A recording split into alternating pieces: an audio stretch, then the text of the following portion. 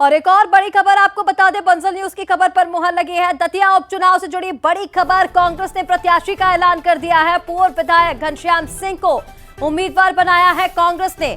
घनश्याम सिंह दतिया से 2 बार विधायक रह चुके हैं, कांग्रेस के सीनियर लीडर्स में से एक हैं और कांग्रेस ने इस अनुभवी चेहरे पर भरोसा जताते हुए चुनावी मैदान में घनश्याम सिंह को उतार दिया है।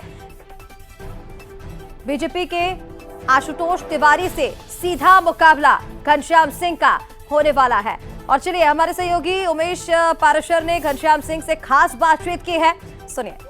दतिया राजघराने के जो है पूर्व विधायक हैं और घनश्याम जी, और उनका नाम लगभग तय माना जा रहा है और इसी को लेकर जो कार्यकर्ता हैं वो महल में पहुंचे हैं और आतिशबाजी कर रहे हैं। खुशी का माहौल यहाँ पर साफ तौर पर दिखाई दे रहा है। खुद घनश्याम जी हमारे साथ हैं, उनसे बात कर लेते हैं।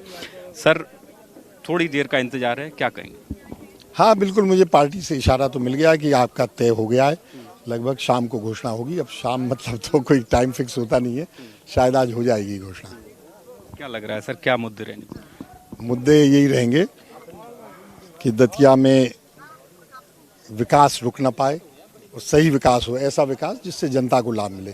केवल बिल्डिंगें बन जाएं, उपकरण आ जाएं करोड़ों रुपए के और लाभ न मिले, ऐसा विकास हमें नहीं चाहिए। दूसरी चीज़, विकास के साथ यहाँ विनाश हुआ, वो नहीं होना चाहिए। यहाँ की हमारी पुरानी जो धरोहरें थी उन्हें तोड़ा गया, पुरानी जो परंपराएं थी सद्भावना की, एक दूसरे से मिलकर रहने की, उनको ध्वस्त किया गया। ये सब नहीं होना चाहिए।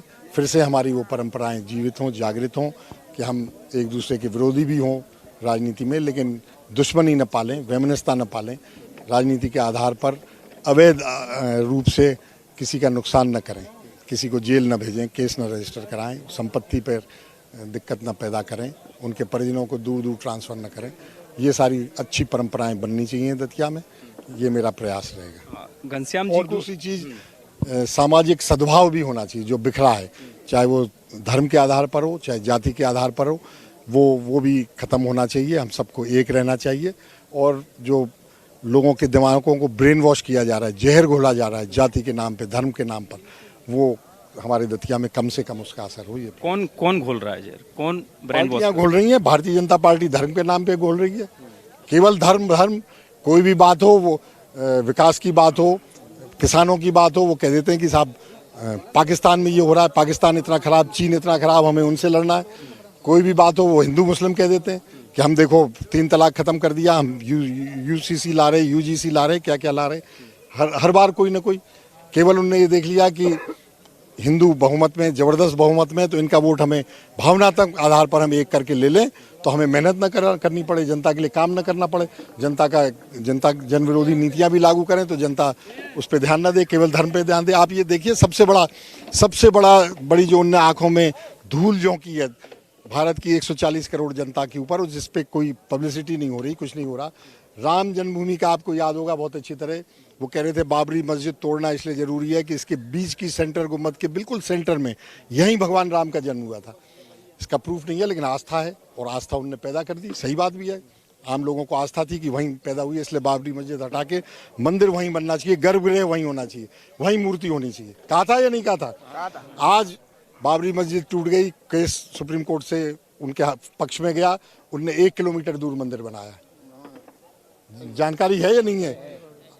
1 किलोमीटर दूर क्यों बनाया? उनसे जब बात की गई तो उन्होंने कहा कि देखिए, जब मस्जिद टूट गई थी और हमें ज़मीन अलॉट हो गई थी, तो तब हमने बड़े बड़े ज्योतिषाचार्यों को और एक्सपर्ट्स को बुलाया, पूरे भारत से विद्वानों को बुलाया जो पौराणिक उसमें एक्सपर्ट थे, ज्योतिष में एक्सपर्ट थे, और उनने भगवान राम जिस समय थे 5000 साल पहले, उस समय पे ग्रह नक्षत्र कहाँ थे, क्या थे, ये अध्ययन करके और ये हमें बताया कि जन्म यहाँ हुआ था। ठीक है सर, तो मैं फिर बाबरी मस्जिद क्यों तोड़ी जब जन्म वहाँ हुआ था? ठीक है सर, दतिया की बात करते हैं। लोकल जो है, अब नरोत्तम मिश्रा जी का टिकट कट चुका है और अब आशुतोष तिवारी जी यहाँ पर भाजपा के प्रत्याशी होंगे। कितनी टक्कर मांगते?